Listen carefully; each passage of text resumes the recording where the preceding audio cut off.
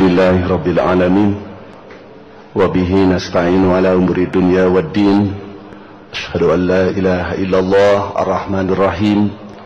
Wa ashhadu anna Muhammadan abduhu wa rasuluhu min akhiril anbiya'i wal mursalin. Para jamaah yang dimuliakan Allah, beberapa hari yang lalu saya menerima surat edaran dari Majelis Ulama Indonesia Pusat yang isinya menginformasikan hasil kajian Komisi Fatwa MUI Pusat terhadap sebuah buku yang berjudul Fikih Lintas Agama yang ditulis oleh beberapa cendekiawan Muslim. Dari judulnya saja memang unik dan menarik untuk dibaca. Karena biasanya kalau fikih itu kesananya fikih Islam, fikih zakat, fikih siasah, fikih iktisodiyah. Ini ada fikih lintas agama. Yang menjadi sorotan tentu saja karena di dalam buku itu ada beberapa lontaran pemikiran yang kalau tidak mendapat penjelasan yang lebih jauh, ini bisa membahayakan bahkan bisa menyesatkan. Karena di buku itu dinyatakan antara lain, pertama, bahwa Al-Quran itu bukan kitab suci, atau minimal diragukan kesuciannya. Bahkan dinilai Al-Quran itu adalah teks terbuka yang boleh ditafsirkan sekehendaknya. Atau yang dimaksud dengan teks terbuka itu bisa dipakai, bisa tidak. Yang kedua, teks-teks Al-Quran yang tidak sesuai dengan problematika kemanusiaan dan kondisi sosial itu bisa di-drop, bisa ditinggalkan. Sebuah pemikiran yang sebenarnya bukan hal yang baru, karena sebelumnya juga ada pihak-pihak yang menyatakan bukan hanya meragukan kesucian Al-Quran, bahkan ada yang menilai Al-Quran itu yang ada sekarang adalah palsu, seperti yang diyakini oleh sementara kalangan Syiah. Menurut orang-orang Syiah, Al-Quran yang ada sekarang itu bukan Quran yang asli. Yang asli itu katanya bernama Mushaf Fatimah, yang tebalnya 3 kali Quran yang ada sekarang, dan 1 huruf pun tidak ada yang sama dengan Al-Quran yang ada sekarang. Jika sekarang ada lontaran pemikiran seperti itu, memang bukan hal yang baru sebenarnya. Tetapi karena buku ini sudah beredar di masyarakat, tentu saja menjadi menarik untuk menjadi bahan kajian dan diskusi serta adanya pencerahan. Karena kalau menurut hemat saya, kalau saya mengambil perumpamaan, jika kepala saya nomor 9, maka peci yang saya pakai adalah nomor 9. Jika ada orang ngasih kepada saya peci nomor 5, maka peci itu menjadi kekecilan. Mana yang harus dirubah? Peci atau kepala? Logikanya tentu saja yang harus menyesuaikan diri itu adalah peci dengan kepala. Sebab kalau kepala harus menyesuaikan diri dengan peci, rusak tuh kepala. Sekali-kali harus dipapas, disopak, sekali-kali harus ditambal. Nah ini ada lontaran pemikiran, jadi ayat Al-Quran lah yang harus menyesuaikan diri dengan kondisi sosial.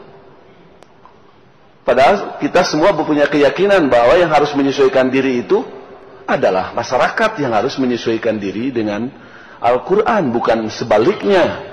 Kalau Al-Quran ayat-ayatnya harus menyesuaikan diri dengan kondisi sosial yang berbeda-beda, ya rusak Al-Quran. Yang ketiga, di buku Fikih Lintas Agama itu dinyatakan bahwa buku-buku karya, kitab-kitab karya-karya ulama besar, ulama salaf, ulama yang lalu seperti karya Imam Asy-Syafi'i, Imam Maliki, Imam Ahmad bin Hanbal, Imam Nawawi, dan imam-imam lainnya, menurut buku itu sudah tidak sesuai dengan kondisi sosial sekarang, malah dinilai diskriminatif, menimbulkan kekerasan, bahkan tidak sesuai dengan kondisi sosial masyarakat modern sekarang. Saya pikir ini juga sebuah ungkapan yang bisa saya nilai sebagai arogansi intelektual. Semestinya orang semakin pinter, semakin tinggi kedudukan dan pendidikannya, mestinya semakin tawadu. Tetapi ini kepada para ulama yang kita yakin masih menganggap bahwa para ulama yang ulama-ulama besar tadi itu telah berjasa besar memberikan pencerahan terhadap kaum muslimin tentang apa itu Islam. Tiba-tiba sekarang ada yang begitu menafikan karya besar mereka itu. Kemudian di buku itu juga dinyatakan bahwa kita ini tidak boleh katanya melakukan truth claim. Mengklaim bahwa kebenaran itu hanya milik Islam. Agama itu semuanya harus dipandang benar semua. Kemudian pemikiran lain yang terlontar dalam rangka membangun toleransi antar umat beragama, dianjurkan untuk menghadiri upacara agama lain dan melaksanakan doa bersama. Kemudian saya ambil yang terakhir saja, contohnya dari buku itu, pernikahan beda agama dianjurkan. Para jamaah yang dimuliakan Allah, ada beberapa hal yang ingin saya soroti secara singkat. Pertama, mengenai mereka menganggap bahwa itu sebuah kekeliruan jika kita punya keyakinan hanya Islam yang benar, hanya Islam yang selamat. Kita tidak boleh melakukan klaim kebenaran hanya milik Islam. Pemikiran seperti ini, kalau kita telusuri asal usulnya, ternyata kalau saya baca di beberapa sumber buku, ini adalah bagian dari gerakan Freemasonry internasional. Ada gerakan Yahudi yang disebut dengan program takhim, yakni program merusak agama. Ada 4 macam, bahkan bisa disebut 4 tahapan yang dilakukan untuk merusak agama itu. Pertama yang disebut dengan gerakan plotisme.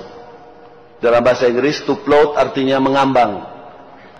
Adalah sebuah gerakan Yahudi bagaimana supaya umat beragama, khususnya kaum muslimin, terhadap agamanya itu, keyakinannya itu ngambang, tidak mantap.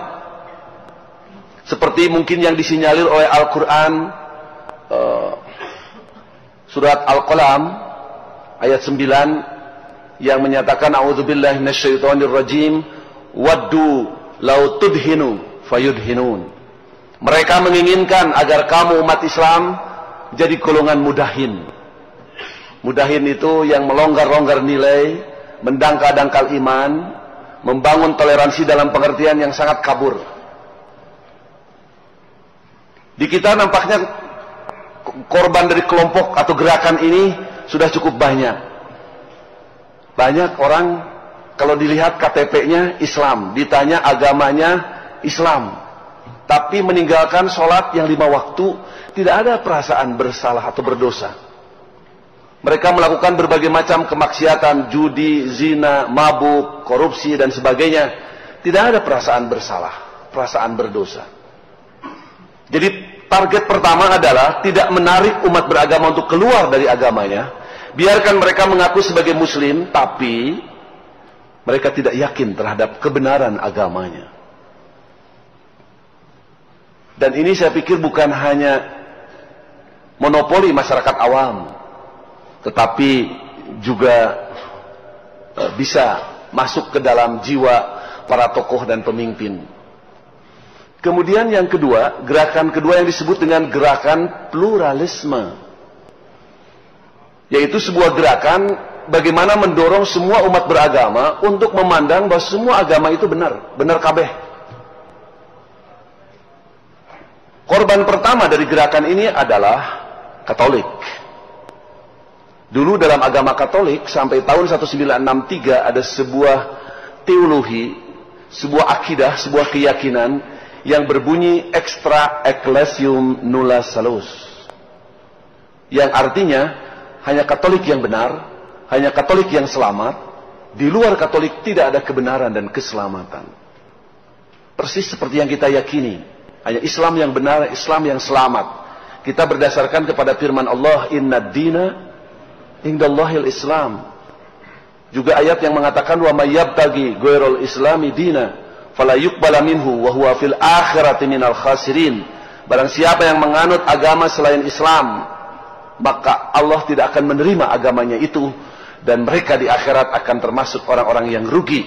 Berdasarkan dua ayat yang tadi, dalam hati kita tertanam sebuah keyakinan bahwa Islam yang benar, Islam yang selamat. Sama dengan keyakinan kaum Katolik dulu. Tetapi mungkin karena gencarnya gerakan pluralisme yang diusung oleh Freemasonry, gerakan Yahudi ini, ajaran Katolik tadi dihantam dari dalam, para pendetanya juga digarap dari dalam. Bahkan ada seorang teolog Kristen bernama Ernst Truller, di dalam bukunya yang berjudul The Place of Christianity Among the World Religion, buku itu dengan tajam mengkritik keyakinan kaum Katolik yang hanya mengklaim kebenaran itu milik Katolik. Disebutlah kaum fundamentalis, ekstremis, radikalis, bahkan sekarang ditambah julukannya itu teroris. Maka dalam musyawarah para pemuka agama Katolik yang dikenal dengan sebutan Konsili Vatikan II tahun 1963-1965, teologi yang mantap dalam agama Katolik tadi dirumus ulang, malah dibuat sebuah rumusan baru yang mengalami semacam reduksi. Kalau listrik turun sepanengnya, dari extra ecclesiam nulla salus menjadi teologi inklusif pluralis, yang menyatakan bahwa di luar Katolik dimungkinkan ada kebenaran, di luar Katolik dimungkinkan ada keselamatan. Yang asalnya begitu mantap hanya Katolik yang benar, sekarang menjadi luntur. Di luar Katolik juga mungkin ada yang benar, mungkin ada yang selamat. Ternyata di dalam tubuh kaum muslimin pun, termasuk di Indonesia, ada beberapa tokoh, antara lain para penulis buku fikih lintas agama yang sering disebut dengan para cendekiawan muslim, itu juga mengusung ide pluralisme tadi. Bahkan ada seorang tokoh pluralisme yang mengusung teologi anyar yang disebut dengan teologi interpelasi, yang katanya bukan hanya memandang semua agama benar, tetapi mengajak semua penganut agama untuk melakukan passing over, wisata agama. Yang dimaksud wisata agama itu ketika umat Islam Jumatan, nah nanti Kristen, Hindu, Buddha, Konghucu ikut Jumatan. Nah waktunya Kristen misa di gereja hari Ahad, kita Muslim, Hindu, Buddha ikut misa di gereja. Untuk apa? Menurut mereka dalam rangka membangun toleransi, sehingga tidak ada lagi permusuhan dan konflik antar umat beragama. Hikmah yang kedua katanya supaya kita tahu bagaimana nikmatnya ibadah pada agama lain. Jadi kalau umat Kristen sedang misa di gereja, kita masuk di gereja. Supaya kita tahu apa sih gereja itu isinya, bagaimana nikmatnya ibadah di gereja, supaya tidak ada semangat untuk keinginan untuk membakar gereja. Nanti waktu umat Islam Jumatan, kaum Kristen ikut Jumatan, supaya kaum Kristen juga ikut merasakan bagaimana nikmatnya tidur waktu Jumatan, waktu khutbah Jum'ah ya. Dan lanjutan dari teologi program pluralisme ini adalah gerakan sekularisme. Gerakan sekularisme adalah gerakan memisahkan agama dari wilayah kehidupan bermasyarakat, berbangsa, bernegara. Saya masih ingat zaman Presiden Habibie dulu, Walaupun Pak Habibie lulusan Jerman, komitmen terhadap Islamnya nampak ada. Sebab pada zaman beliau kalau tidak salah lahir undang-undang zakat, undang-undang haji, undang-undang perwakafan, kompilasi hukum Islam. Tapi rupanya tercium oleh kaum sekuler yang tidak menginginkan agama masuk ke wilayah negara, makanya di sidang istimewa dijatuhkan. Sebab yang disebut sekuler itu tidak mau. Kenapa urusan agama masuk ke dalam perundang-undangan negara? Dalam pembahasan RUU Sisdiknas, Sistem Pendidikan Nasional beberapa waktu yang lalu, itu pengesahannya diundur karena orang-orang sekuler ini, yang disebut sekuler itu ngaku Muslim, ngaku Kristen, tetapi mereka memandang agama itu hanya hubungan dengan Tuhan saja. Jadi urusannya hanya ada di masjid, hanya ada di gereja, tidak boleh dibawa ke wilayah kehidupan bermasyarakat, berbangsa, bernegara. Makanya undang-undang Sisdiknas juga terus diundur, karena mereka menuntut agar sebelum disahkan 3 kata dihapus. Kata apa? Iman, takwa, dan akhlak mulia. Menurut mereka, tidak ada hubungannya pendidikan dengan iman, takwa, dan akhlak mulia. Pendidikan itu kaitannya dengan mencerdaskan. Kenapa sekarang sudah disahkan? Itu pun karena gedung DPR-nya dikepung saja oleh demonstrasi sejuta umat. Kalau tidak, diundur. Ini contoh, salah satu contoh sederhana saja dari sebuah kekuatan sekuler yang ada di Indonesia, yang tidak mau agama dibawa-bawa ke wilayah publik. Dan sebenarnya lanjutan dari sekularisme ini ujung-ujungnya tetap saja ateisme. Agama ditinggalkan sama sekali karena menurut mereka agama itu hanyalah penghambat modernisasi dan kemajuan. Yang kedua, lontaran pemikiran tentang nikah beda agama dianjurkan dalam buku itu. Ini bukan hanya wacana ternyata, bukan hanya lontaran ide dan gagasan, tetapi sudah dipraktekkan. 11 September 2001, gedung kembar World Trade Center di New York City ditabrak 2 pesawat. Bulan September adalah bulan di mana warga Amerika masih diwahantui oleh peristiwa tersebut.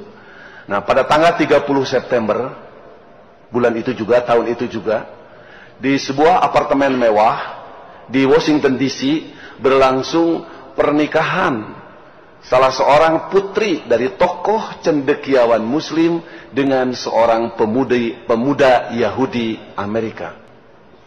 Jadi kalau dalam buku Fikih Lintas Agama ada anjuran menikah beda agama, sekali lagi ternyata bukan sekedar lontaran pemikiran, sebuah ide dan gagasan atau wacana, tapi memang sudah menjadi sebuah keyakinan, bahkan sudah ada action, ada contoh. Sehingga wajar kalau kemudian di tengah masyarakat kita sekarang ini banyak, terutama di kalangan artis dan binatang film, yang begitu bangga jika